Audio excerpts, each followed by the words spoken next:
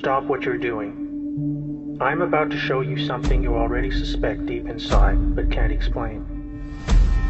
The United States of America is currently in the midst of a war. Not the kind when one country attacks another with missiles or tanks. Not like warplanes dropping bombs on our Pacific Fleet.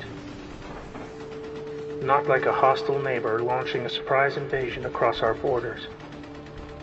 Instead, we face a cruel and merciless enemy who invented a whole new type of war, one that threatens us now more than all the bombs in the world.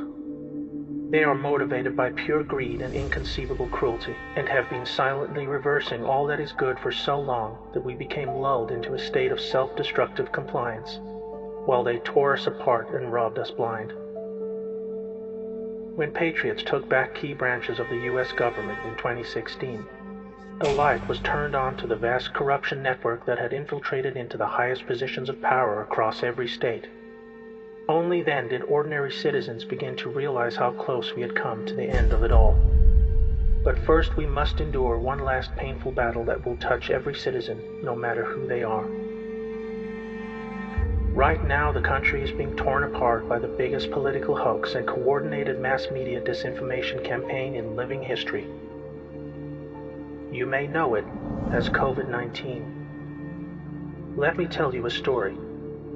In 2015, as directed by the globalist criminal corruption network known as the Deep State, President Barack Obama authorized millions in funding for the Wuhan Institute of Virology, the location now understood to be the epicenter of the COVID-19 outbreak. The research carried out here was to provide the agent for a global biological attack on a scale never before seen, one that would be timed for release within an election year, starting the very day unsubstantiated efforts to impeach President Trump fell apart. With their base of operations in the Democrat establishment, the Deep State Shadow Corporation embarked on a coordinated irregular warfare insurgency with multiple aims, all under the cover of a global pandemic they themselves manufactured for this purpose. Enabled by their owned and controlled corporate media monopoly, they instigated a heavy-handed and unjustifiable nationwide shutdown to reverse Trump's many economic and unemployment gains, with Democrat-controlled states suffering the harshest restrictions in the country. Trump's energetic rallies were halted, hiding from view the surging nationwide passion for his galvanizing message, while Democratic presidential frontrunner Joe Biden was able to avoid interviews and debates where left-leaning voters would not be shown his obvious inability to govern, or the emerging Ukrainian bribery scandal that earned his family millions in illicit kickbacks by abusing his office. The next major advantage of the pandemic for the Deep State was the case made to the public for mail-in voting, a highly insecure practice proven to be rampant with fraud, just as the public saw in one such example when a former Philadelphia judge pled guilty to stuffing ballot boxes after being paid by what he called a Democrat political consultant. With a rapidly rising death toll needed to make the case to the public for even harsher control, normal influenza deaths for the year were recorded as COVID-19, artificially inflating the numbers. But this was only the beginning. When this did not yield enough fatalities, the Deep State initiated a murderous plan to defy federal guidelines and to move infected patients into nursing homes where the highest risk age group could be found in large numbers. The Deep State governors of New York, New Jersey, California, Pennsylvania, and Michigan oversaw what can only be described as a genocide of our elderly loved ones, even as the quickly constructed field hospitals and medically equipped Navy ships stood mostly empty. This horrendous act cost the lives of over 50,000 people, but gave the insurgency a death toll that would stoke the public fear needed to push ahead with their goals. In these dark times, when people had little else but the comfort of community in their faith, this too was forcibly halted when simply going to church was banned across the country under the guise of public safety. Depression and loneliness became the new epidemic, all designed to create the social conditions needed for what was to come next in their despotic plan to fracture the nation and hold on to power.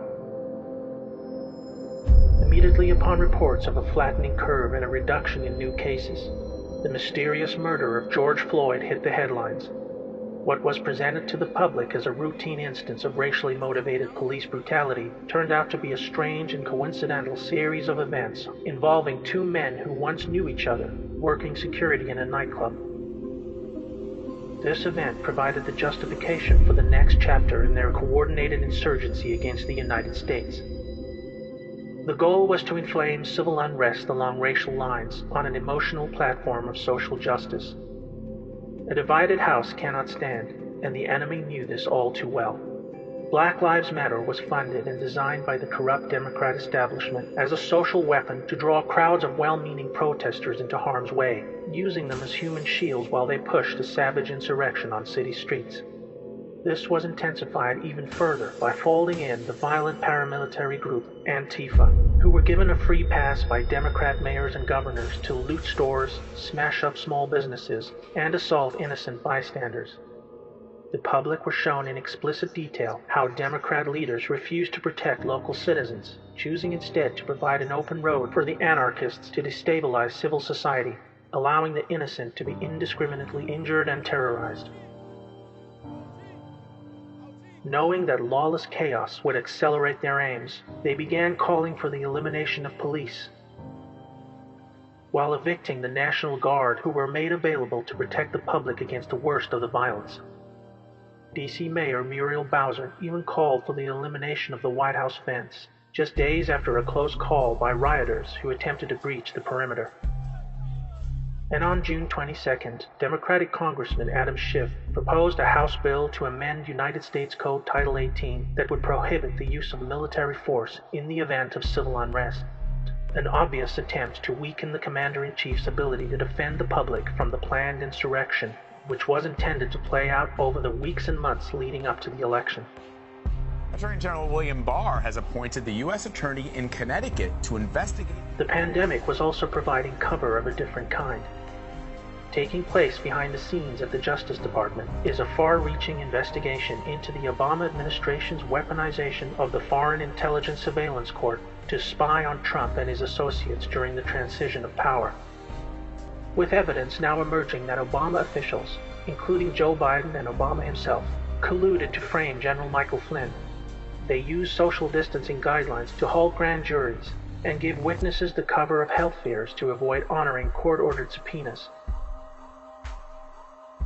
What you are witnessing is the dying breaths of a hidden enemy responsible for over a century of embedded corruption that has been slowly destroying our republic from the inside. They divided us along racial, gender, and political lines. They created reasons for us to go to war.